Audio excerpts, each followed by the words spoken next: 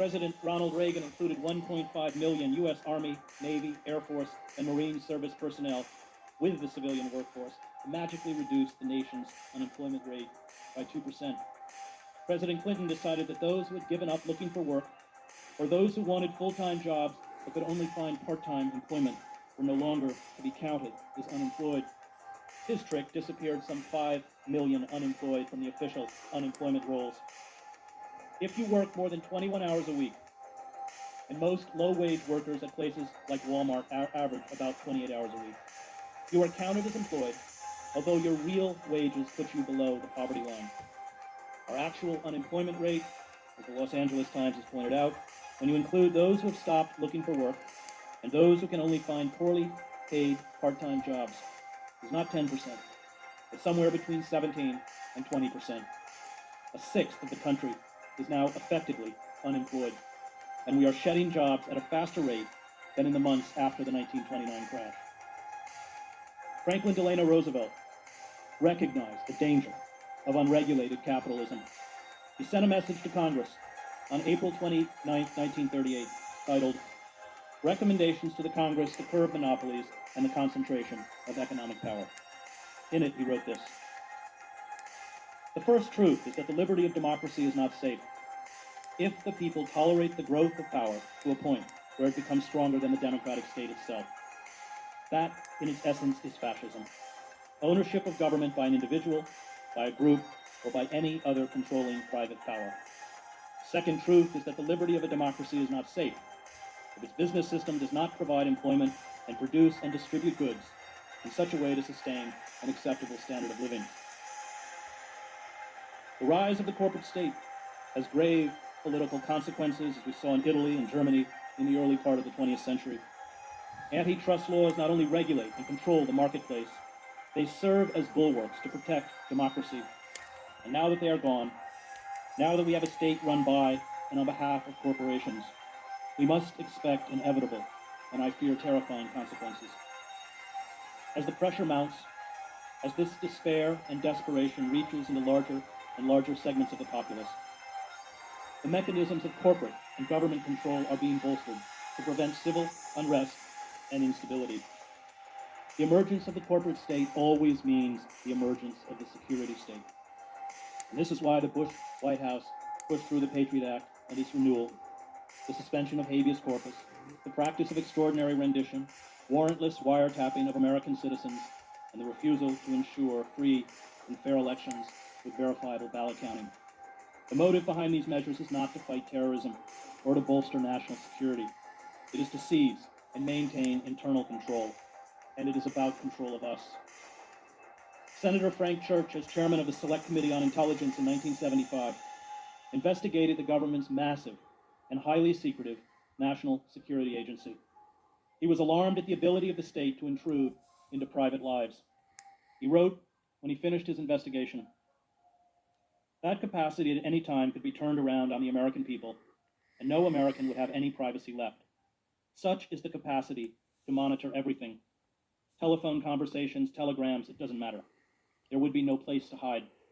If this government ever became a tyranny, if a dictator ever took charge in this country, the technological capacity that the intelligence community has given the government could enable it to impose total tyranny, and there would be no way to fight back, because the most careful effort to combine together in resistance to the government, no matter how privately it was done, is within the reach of the government to know."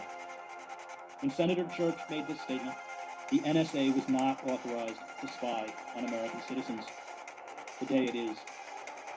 In his book, The Great Transformation, written in 1944, Carl Polanyi laid out the devastating consequences, the depressions, wars, and totalitarianism that grow out of a so-called self-regulated free market.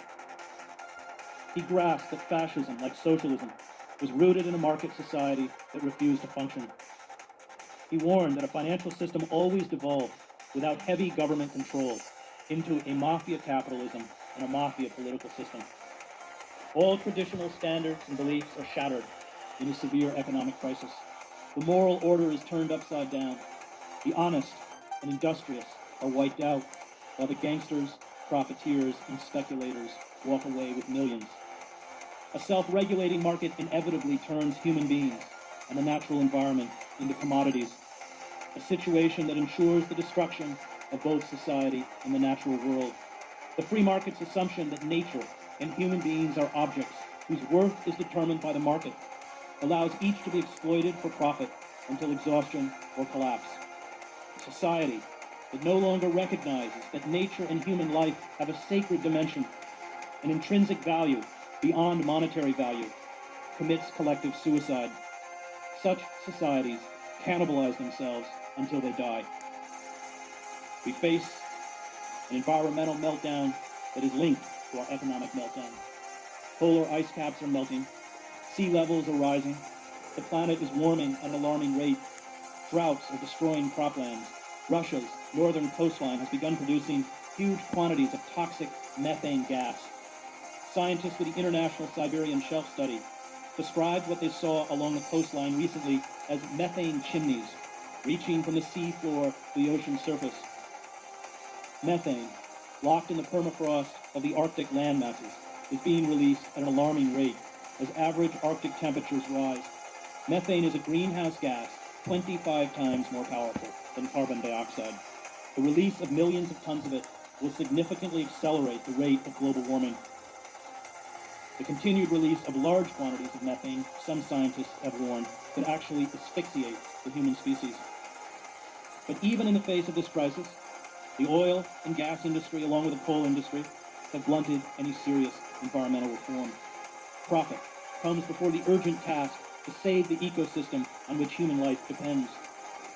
Our working class, which has desperately borrowed money to stay afloat as real wages have dropped, now face years, maybe decades, of stagnant or declining incomes without access to new credit. The national treasury is being drained on behalf of speculative commercial interests. The government, the only institution citizens have that is big enough and powerful enough to protect its rights, is becoming weaker, more anemic, and increasingly unable to help the mass of Americans who are embarking on a period of profound deprivation. We have been borrowing at the rate of more than $2 billion a day over the last 10 years. And at some point, it has to end. The moment China, the oil-rich states, and other international investors stop buying treasury bonds and walk away from the dollar, which now appears to be underway, we will have no choice but to allow the Federal Reserve to buy treasury bonds, in essence printing money. At that point, our currency will become junk. Inflation will rocket upward, and we will become Weimar Germany. A furious and sustained backlash by a betrayed and angry populace, one unprepared emotionally, intellectually, and psychologically for collapse, will sweep aside the Democrats and most of the Republicans. It was the economic collapse in Yugoslavia that gave us Slobodan Milosevic. It was the Weimar Republic that vomited up Adolf Hitler. And it was the breakdown in Tsarist Russia that opened the door for Lenin and the Bolsheviks. A cabal of proto-fascist misfits, from Christian demagogues to loudmouth talk show hosts, who we naively dismiss as buffoons, will find a following with promises of revenge and moral renewal. There are powerful corporate entities, fearful of losing their influence and wealth, arrayed against us. These anti-democratic forces, which will make an alliance with the radical Christian right and other extremists, will use fear, chaos, hatred for the ruling elites, and the specter of left-wing dissent and terrorism to impose draconian controls to extinguish our democracy. And while they do it, they will be waving the American flag, chanting patriotic slogans, promising law and order, and clutching the Christian cross. Totalitarianism, George Orwell pointed out, is not so much an age of faith, but an age of schizophrenia. A society becomes totalitarian when its structure becomes flagrantly artificial, Orwell warned. That is, when its ruling class has lost its function, but succeeds in clinging to power by force or fraud. And force is soon all our elites will have left. And yet, mass culture assures us, even in the midst of catastrophe, that if we close our eyes, if we visualize what we want, if we have faith in ourselves, if we tell God that we believe in miracles, if we tap into our inner strength, if we grasp that we are truly exceptional, if we focus on happiness, our lives will be harmonious and complete. This cultural retreat into illusion, whether peddled by positive psychologists, Hollywood, or Christian preachers, is a form of magical thinking. It turns worthless mortgages and debt into wealth. It turns the destruction of our manufacturing base into an opportunity for growth. It turns alienation and anxiety into a cheerful conformity. It turns a nation that wages illegal wars and administers offshore penal colonies where it openly practices torture into the greatest democracy on earth. It's time to fight back against corporate culture in small and large ways. Coalitions of environmental, anti-nuclear, anti-capitalist, sustainable agriculture, and anti-globalization forces have coalesced in Europe to form and support socialist parties. This has yet to happen in the United States. The left never rallied in significant numbers behind Cynthia McKinney or Ralph Nader, and this was our mistake. In picking the lesser of two evils, it threw its lot in with a Democratic Party that again has proven that it backs our imperial wars, empowers the national security state, does the bidding of corporations, and ignores the needs of citizens. If Obama does not end the flagrant theft of taxpayer dollars by corporations and the disgraceful abandonment of our working class, especially as foreclosures and unemployment mount, many in the country will turn in desperation to the far right, embodied by groups such as Christian radicals. The failure by progressives to offer a democratic, socialist alternative, the only alternative remaining that can save our open society, to openly make war on corporate power, to continue to back the Democratic Party, will mean there will be, in the eyes of many embittered and struggling working and middle-class Americans, no alternative but a perverted Christian fascism. I spent 2 years traveling the country to write a book on the Christian right called American Fascists, the Christian Right, and the War on America. I visited former manufacturing towns where for many, the end of the world is no longer an abstraction. They have lost hope. Fear and instability has plunged the working class into profound personal and economic despair, and not surprisingly into the arms of demagogues and charlatans of the radical Christian right, who offer a belief in magic, miracles, and the fiction of a utopian Christian nation. And unless we rapidly re-enfranchise these dispossessed workers back into the economy, unless we give them hope, our democracy is doomed. Democracies, as writers as ancient as Plutarch and Thucydides understood, cannot be sustained in oligarchic states. We forgot that social reform never comes from accommodating the power structure, but from frightening it. The Liberty Party, which fought slavery, the suffragists who battled for women's rights, the labor movement, and the civil rights movement knew that the question was not, how do we get good people to rule? Most of those attracted to power are at best mediocrities and often venal. But how do we limit the damage the powerful do to us? These mass movements were the real engines for social reform, the correctives to our democracy, and the true protectors of the rights of citizens. We must begin to opt out of the mainstream. We must rebuild socialism as a viable political force. We must no longer be content with the crumbs tossed to us in the vain hope that we can influence the power elite from the inside. We must become as militant as those who are seeking our enslavement. If we remain passive, we will soon be engulfed by a ruthless totalitarian capitalism. If we remain passive, as we undergo the largest transference of wealth upwards in American history, we will become serfs. If we fight back, we have a chance. The saturation coverage of Jackson's death was one of many examples of our collective flight into delusion.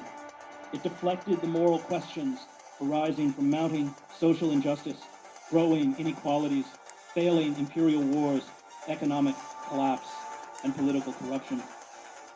As we sink into an economic and political morass, as we barrel towards a crisis that will create more misery than the Great Depression, we remain controlled, manipulated, and distracted by the celluloid shadows on the wall of Plato's cave.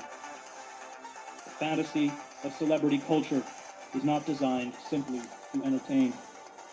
It is designed to drain us emotionally, confuse us about our identity, blame ourselves for our predicament, condition us to chase illusions of impossible fame and happiness, and keep us from fighting back. And in the end, That is all the Jackson coverage was really about.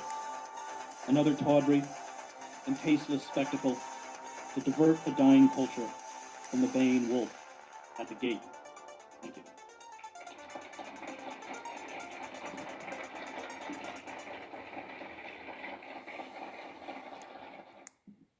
70 years ago, at about the same time as that quotation you gave us from Roosevelt, warning us about corporate culture and non-regulation, Sinclair Lewis, the novelist, wrote a relatively unknown piece called "It Can't Happen Here." Yep. I see you nodding already, but it can. My question, actually, based in part upon that work of fiction, is this evening we are privileged to hear not only an indictment, but a small message of hope to inform our, say, collective understanding. But given the corporate culture and given particularly the pop media, how does one get past that, if at all? That is to say, the most popular television shows on cable this week, at least on Monday's Times, were World Wrestling, followed by SpongeBob SquarePants. And of course, there's always sports. What are the options within the media per se, not all of us read Truth Dig, to get past that continuing illusion that all is right with the world and that it can't happen here? Well, I opened the book with professional wrestling, and found it a fascinating lens to describe the narratives that make sense within popular culture. My grandfather used to watch wrestling religiously once a week. When the narratives within professional wrestling were built around racism, xenophobia, they were always battling somebody named the Russian Bear or the Iron Sheik, or the person who embodied American values always was sort of blonde and blue-eyed, and that narrative's gone now. It's all about personal disintegration, infidelities, sibling rivalries, physical abuse. There is no good or evil, no delineation between good or evil. Everybody cheats as soon as the referee turns their back. And I attended one of these professional wrestling bouts in Madison Square Garden, completely sold out. Mostly working class, mostly white. And some of these guys are huge. I mean, upwards of 500 pounds. They're just massive. And they played out the fantasies of revenge that in real life these people don't have. But the narratives were stunning, stunningly reflective of what's happening in the country at large. There was a whole narrative going that night around a wrestler. His name is Shawn Michaels. His wrestling name is the Heartbreak Kid, who had been wiped out, lost his 401k, foreclosed from his house, and was now within the grip of an evil capitalist named JB. Are you wrestling fans? And there's another long rivalry between a guy who supposedly was a prison guard in Georgia and a former prisoner who he abused physically within prison, who enters the ring in an orange jumpsuit and has post-traumatic stress disorder. But suddenly you begin to see within these narratives that personal disintegration that has ripped apart whole communities. You rip apart communities physically, and if you've been in Youngstown or innumerable, I just spent over a week in Camden, New Jersey for Harper's Magazine, because per capita is the poorest city in America. And when you just destroy the physical possibility of community, then you destroy the emotional possibility of community and family. And it's not coming back. How do we, you have to build walls. Popular culture is so intrusive that you have to physically try and wall it out. I learned this in Yugoslavia, where the first thing, and the war in Yugoslavia was not caused by ancient ethnic hatred. It was caused by the economic collapse of Yugoslavia, 25,000% inflation. Again, money in paper bags. And the first thing the nationalist parties did, whether it was Franjo Tuđman, was take over the airwaves. And they bombarded you like Fox News, day in and day out, so that you would even question Yugoslavs who had great disquiet over what was happening within their own country. And yet they spoke in the perverted cliches and jargon by which they were handed. It's even if you don't agree with the war on terror, as soon as you use the phrase the war on terror, you're limited in terms of your possibilities of self-expression, of creating another narrative. And that's why I don't own a television. And I work as hard as I can to distance myself from the camp of popular culture so that I can speak in my own language, not the one they give me. And that requires reading. I mean, what is most frightening about American society is that we are shifting from a print-based culture to an image-based culture.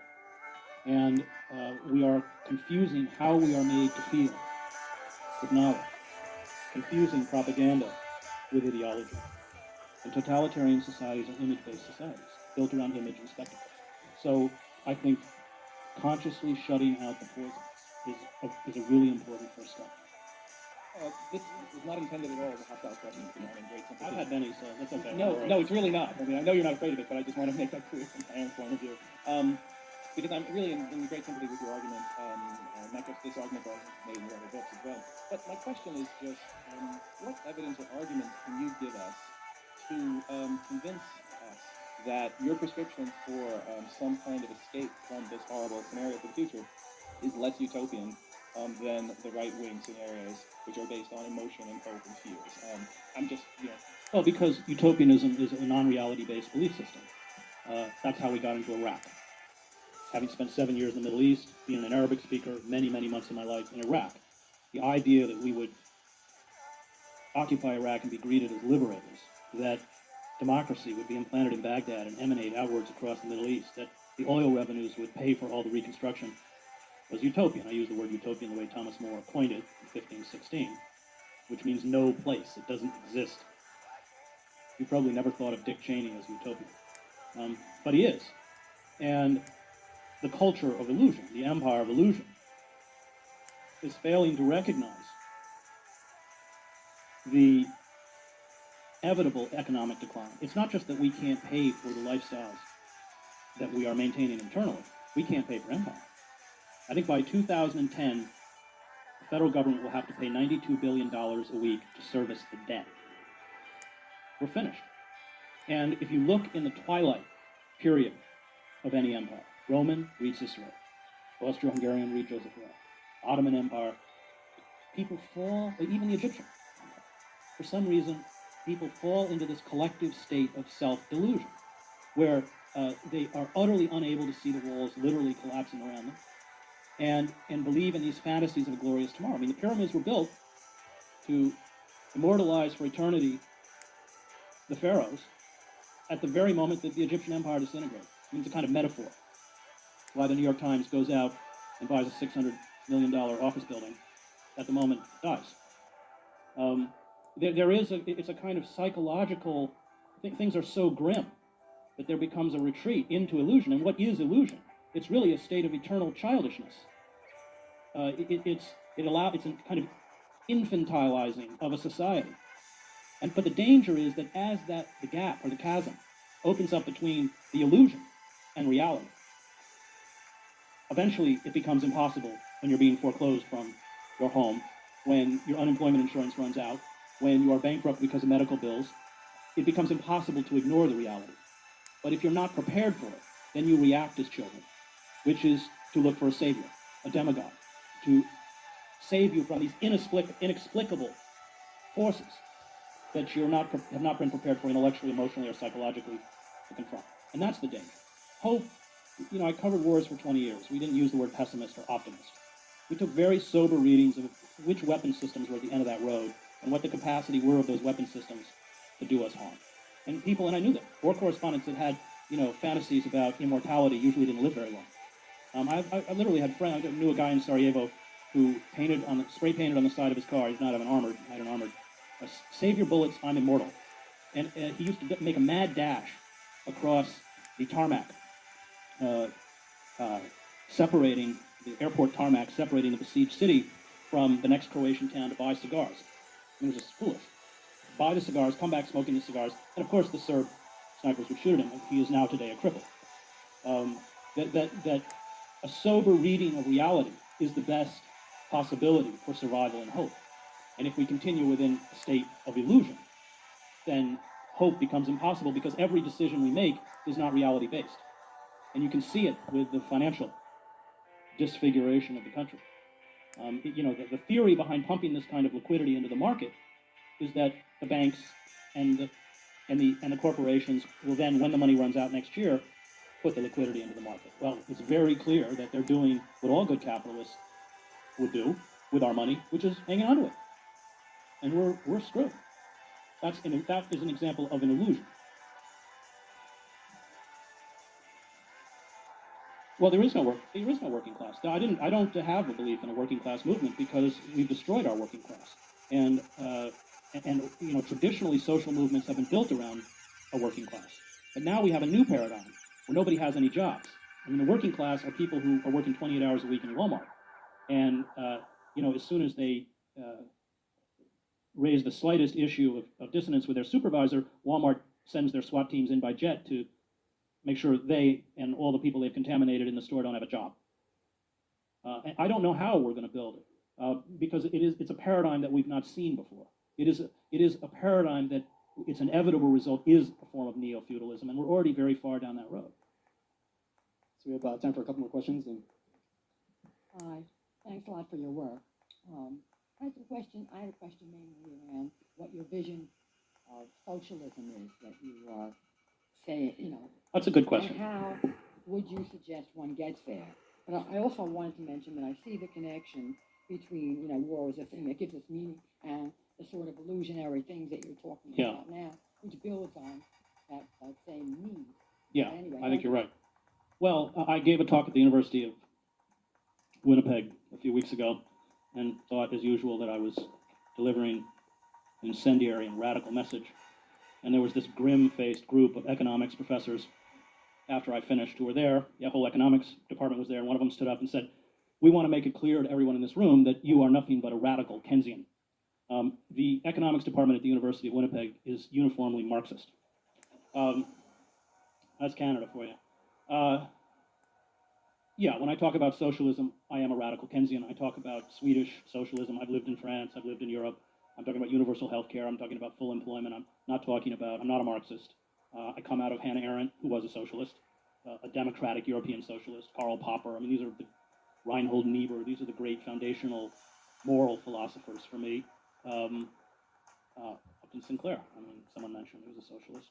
There was a powerful socialist movement in this country, but Woodrow Wilson used the Sedition and the Espionage Act and to essentially destroy it, to destroy the age of the muckrakerakers, and then after the war, that very swift transition from the hated Hun to the Red Scare.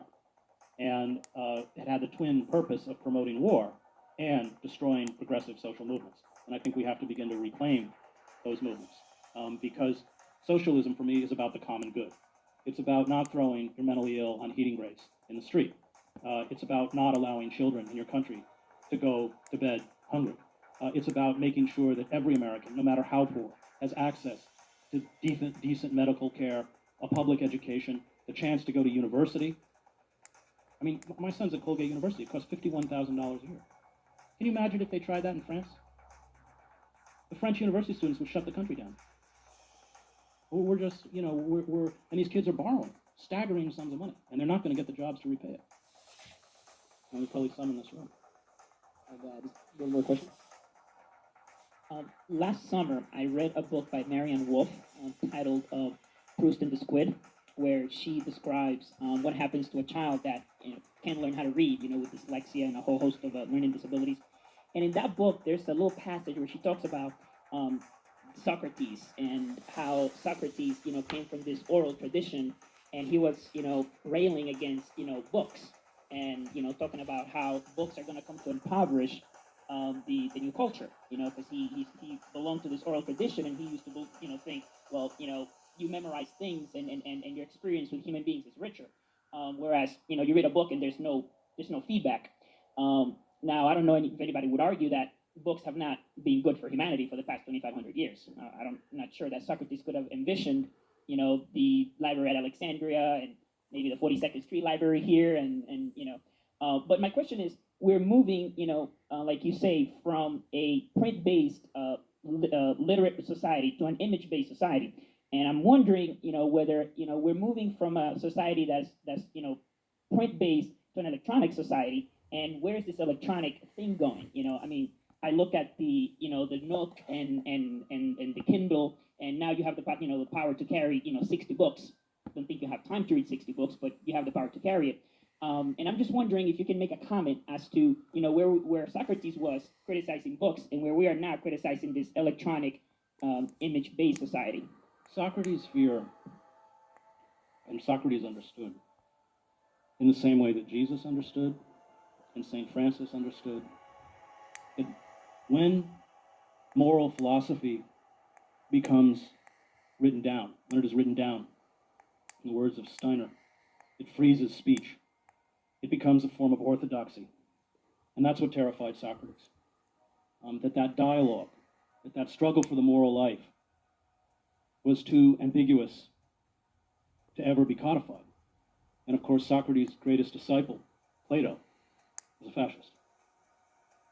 So he was correctly talking about the danger of taking moral philosophy, which is a form of questioning, and writing it down so that it became a kind of orthodoxy.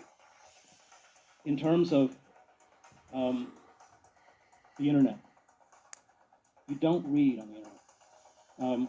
Anybody who's ever tried to read a 5 or 10,000 word piece on the internet, if they can do it, you print it out. The internet is, and you know, even if you look at the homepage of the New York Times, it's movement, strobe light, flashing.